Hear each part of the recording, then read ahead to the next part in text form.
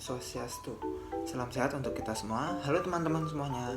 Kami dari kelompok 5 pada kesempatan kali ini ingin mempresentasikan hasil proyek kami yang membahas tentang pelatihan dan pengembangan sumber daya manusia pada bidang pekerjaan sales dan marketing.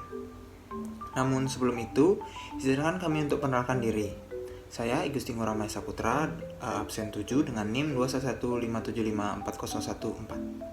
Perkenalkan, nama saya Komang Sasi Kirana Triana Putri dengan NIM 211575404, absen 2. Perkenalkan, nama saya Putu Bisma Prada Suratama dengan NIM 211575404. Hai semua, nama saya Niputu Sinta Artia Putri dengan NIM 211575404 dengan nomor absen 12. Perkenalkan, nama saya Margareta Berliana Nova dengan NIM 21157540444 dengan nomor absen 22. Nah, kalian pasti sering dong melihat sales-sales di tempat perbelanjaan seperti mall dan tempat-tempat lainnya. Dan pasti kalian ingin tahu dong mereka itu ngapain aja sih dan apa yang harus dimiliki oleh seorang sales and marketing. Dan untuk pembahasan lebih lengkapnya akan dilanjutkan oleh Nova. Silahkan Nova. Saya Nova, di sini saya akan melanjutkan materi tentang analisis training, sales dan marketing. Sales dapat didefinisikan sebagai bagian dari suatu perusahaan yang kegiatannya menjual, memastikan produk yang terlihat ataupun yang tidak terlihat laku dengan harga yang sesuai dengan perencanaan awal yang sudah ditetapkan, tetapi juga dengan persetujuan dan kesepakatan konsumen. Marketing dapat didefinisikan dengan sistem kegiatan yang dirancang untuk menentukan harga, menempatkan atau mendistribusikan dan mempromosikan produk dan layanan yang memenuhi kebutuhan dan keinginan target pelanggan atau pasar untuk mencapai tujuan bisnis. Baik, terima kasih sebelumnya. Saya Sasi akan melanjutkan penyajian materi pada bagian need assessment. Dalam need assessment, ada skill yang harus dimiliki. Yang pertama, ada berketerampilan dalam menentukan target pasar.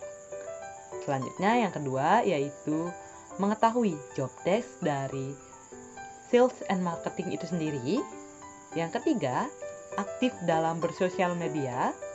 Yang keempat, dapat berkomunikasi dengan baik.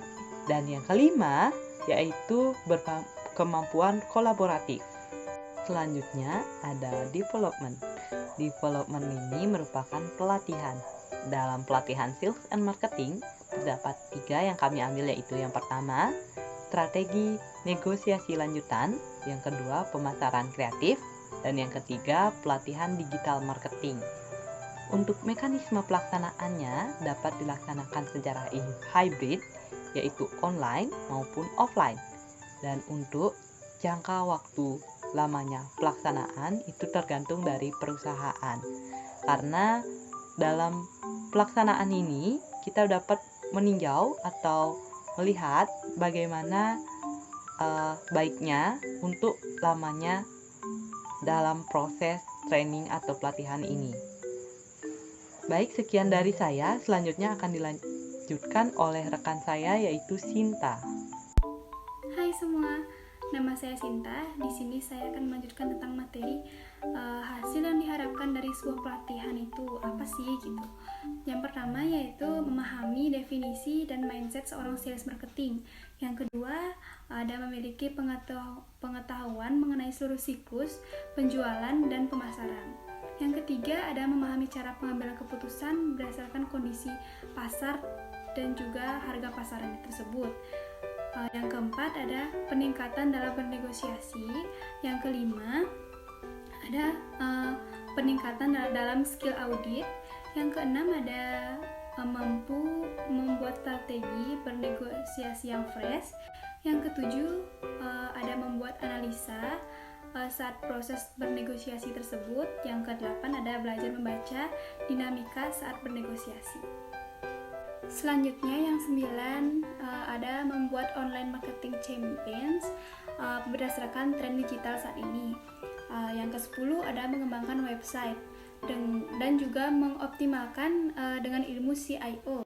Yang ke-11 ada teknik promotion di sosial media seperti FB, Instagram, bahkan WA pun sekarang digunakan, dan juga sosial media lainnya. Yang ke-12 ada teknik meningkatkan konversi penjualan melalui online. Yang ke-13 ada membuat email marketing yang baik. Yang ke-14 yaitu membuat pola pikir atau mindset yang kreatif. Yang ke-15 adalah keterampilan melihat sesuatu yang biasa menjadi luar biasa. Yang terakhir yaitu membuat strategi pemasaran yang kreatif. Di sini saya akan melanjutkan materi tentang sebelum dan sesudah pelatihan sales dan marketing. Yang pertama, sebelum melakukan pelatihan, pertama kurang memahami definisi dan mindset seorang sales dan marketing. Yang kedua, kurangnya pengetahuan dalam mengenai seluruh siklus penjualan dan pemasaran, mencakup proses, tujuan, dan alat serta aplikasi yang membantu proses tersebut. Yang ketiga, kurangnya pemahaman cara pengambilan keputusan berdasarkan kondisi pasar dan harga pasaran dengan baik. Yang keempat, dalam bernegosiasi bersifat kaku dan kurang efektif. Kelima, skill audit masih perlu peningkatan. Yang keenam, strategi negosiasi menggunakan metode yang sama secara berulang. Dan selanjutnya, sesudah melakukan pelatihan, yang pertama memahami definisi dan mindset seorang sales dan marketing. Yang kedua, memiliki pengetahuan mendalam mengenai seluruh siklus penjualan dan pemasaran, mencakup proses, tujuan, dan alat serta aplikasi yang membantu proses tersebut. Yang ketiga, memahami cara pengambilan keputusan berdasarkan kondisi pasar dan harga pasaran. Yang keempat, perbaikan dan peningkatan dalam bernegosiasi. Yang kelima, meningkatnya skill audit dan menjadi negosiator yang handal. Yang terakhir, bisa membuat strategi negosiasi yang fresh. Sekian presentasi dari saya, akan dilanjutkan oleh teman saya. Halo teman-teman, saya Maesa. Di sini saya akan melanjutkan materi tentang evaluasi atau evaluation. Nah, di sini ada dua bagan dan ada bagan sebelum dan sesudah menjadi sales and marketing. Yang pertama, ada belum adanya analisa saat proses negosiasi, dan sesudahnya bisa membuat analisa saat proses negosiasi. Yang selanjutnya ada kurang dapat membaca dinamika saat bernegosiasi, dan sesudahnya bisa atau dapat membaca dinamika saat bernegosiasi. Next, ada online marketing campaign masih menggunakan tren yang kuno, dan sesudahnya dapat membuat online marketing campaign berdasarkan tren digital. Next, ada website belum terupdate dengan era digital. Sesudahnya itu bisa mengembangkan website dan juga mengoptimalkan dengan ilmu SEO.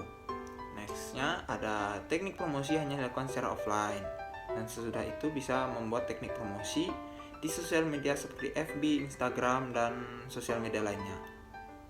Next, ada teknik konversi penjualan masih diukur secara manual. Sesudahnya bisa membuat teknik meningkatkan konversi penjualan melalui online. Next, ada email marketing yang kurang baik, dan sesudahnya dapat membuat email marketing yang baik. Next, ada pola pikir atau mindset masih mengikuti tren lama. Sesudah itu bisa membangun pola pikir atau mindset yang kreatif. Yang terakhir, ada strategi pemasaran yang kurang kreatif, dan sesudahnya dapat membuat strategi pemasaran yang kreatif. Oke teman-teman, sekian presentasi dari kelompok kami mengenai pelatihan dan pengembangan sumber daya manusia pada bidang sales and marketing.